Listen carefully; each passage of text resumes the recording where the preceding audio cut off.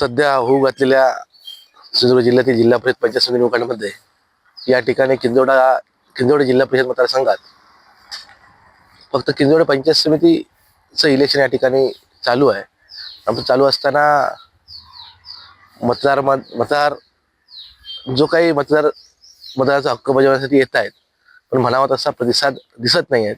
कारण जी काही एक जिल्हा परिषद सीट बिनविरोध या ठिकाणी विरोधकांच्या काही जादुई गोष्टीमुळे जी काही बिनविरोध झाली, तर कुठेतरी मतदारांमध्ये एक नाराजी आहे की मतदाराचा हक्क या ठिकाणी काढून घेण्याचं काम सत्ताधाऱ्यांकडून थोडंसं झालेला दिसतोय. आणि असं असताना जे काही या ठिकाणी आजचा निकाल येईल तो नक्कीच मला वाटतं की महाविकास आघाडीच्या बाजूने येईल. आणि या ठिकाणी जर तालुक्याचा विचार केला तर या ठिकाणी मला वाटतं 10 सीट्स बिनविरोध आलेले आहेत.